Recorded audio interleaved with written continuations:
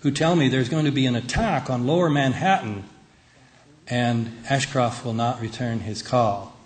Week after week after week. Shippers tries repeatedly. These FBI agents, they said we knew over a month ahead of time the target and the date. Were they interviewed by the 9/11 Commission? Let's see if these guys are reputable. Let's put them under lie detector tests. No mention whatsoever. The National Security Agency tells us that they intercepted this message from KSM to Muhammad Atta on September 10th, giving him the go-ahead to do the planes operation. But they said we didn't get around to translating it until September 12th, so of course we didn't know. Wouldn't you think maybe you would put somebody under a lie detector test and say, did you really not translate that? No mention of that. The put options. For those of you who don't know, to buy a put option, you're betting that a company's stock value is going to plummet. And if you buy at the right time and then it goes way down, and you buy a lot of that stock, you can make millions, tens of millions of dollars. So an enormous number of put options were purchased on American Airlines, United Airlines, and Morgan Stanley Dean Witter, which had 22 floors of the World Trade Center. Just the 3 or 4 days prior to 9/11. So first of all, the CIA monitors this stuff. So if they're going to say, no advance warning, here's the clearest sign in the world that United and American Airlines are going to be used to attack the World Trade Center. What could be clearer? They don't discuss that. All they say is, well, there's been a lot of hullabaloo about the put options, but we checked it out, and we found that this was not advance knowledge, because, and that's the accusation, of course, that it was insider trading, if somebody had advance knowledge. And they say no, because we found the agency that bought 95% of the United Airlines share, and it was somebody who had no conceivable connection to Al-Qaeda.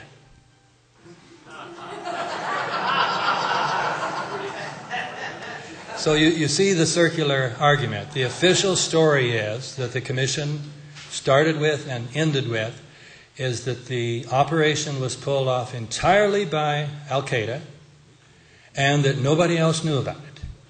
And so if this guy didn't have a pipeline to Al-Qaeda, he couldn't have possibly, it was just a lucky guess. Osama bin Laden. There were good, strong reports by Lefebvre, the Swiss journalist, that in July of 2001, Osama bin Laden, who was known, he was the black sheep, he had been disowned by his own people and his own family and the royal family, and he was the number one wanted in the world. There was a, what was it, $10 million reward or whatever it was prior to 9/11, but he was the number one person wanted in the world.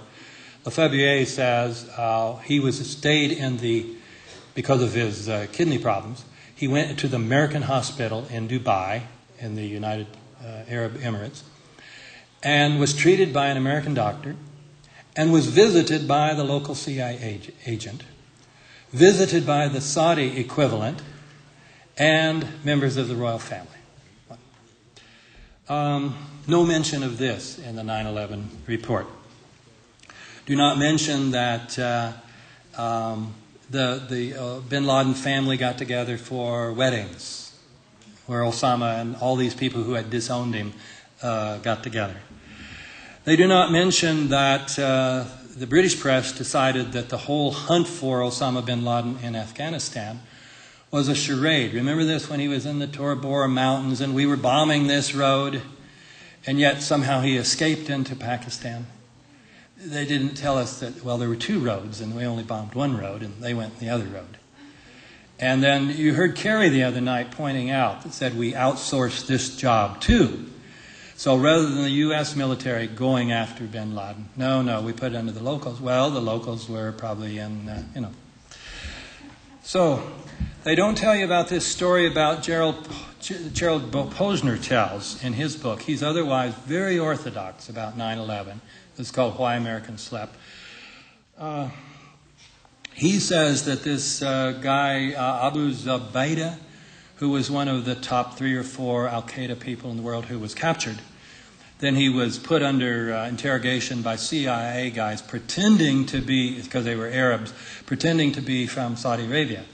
So he says, oh great, my own countrymen, let me tell you, just call these, he had these numbers from memory, he said, call these members of the royal family, and they'll tell you, I'm the go-between between the royal family and Al-Qaeda. And they know all about this, so, be fine.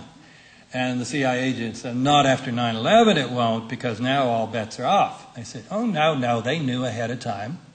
They knew there were going to be attacks on 9/11. It's no surprise to them. No mention of this. Now, Posner's story may be false. He may be an opportunist, and some people think he's just a lying person. And but no mention of it, even to refute it, which you would think. And remember, in the first, those of you who read the book, read in the preface, it said, our intention was to give the fullest possible account of the events surrounding 9/11. Well, this would be part of the fullest possible account. No mention of Saudi funding of Al-Qaeda.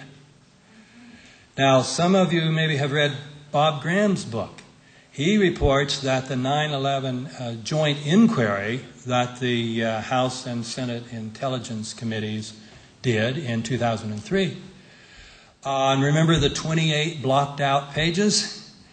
That was about, he says here in the book clearly, that this was about Saudi government, and particularly about Saudi government funding of Al-Qaeda. No mention of this in the report except a disclaimer, this mantra they have, we have found no evidence. They say, we have found no evidence that any foreign government, we have found no evidence that the Saudi government or any members of the royal family gave money to Al-Qaeda. Now, Craig Unger, in his book, have you read House of Bush, House of Saud? This is the book that a lot of Michael Moore's movie was based on.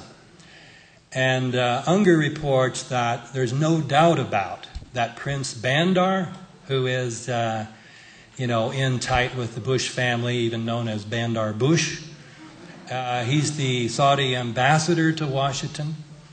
That he and his wife, particularly his wife, Princess Haifa, gave about $130,000 to a couple in California, San Diego, allegedly for a thyroid problem for the wife. And maybe she did have a thyroid problem, and maybe it was all innocent.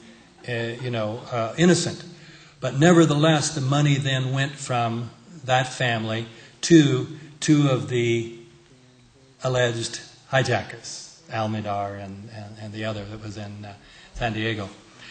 And so this is documented both by Graham and by Unger.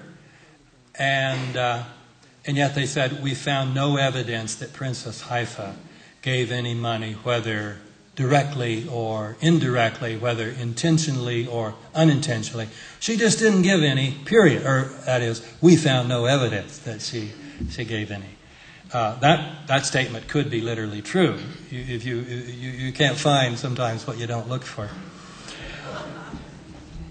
Saudi flights. Remember, this was the big to-do about Michael Moore's book, and people came out and said, oh, that's just gross distortion, that there were any unauthorized flights that were carrying Saudis.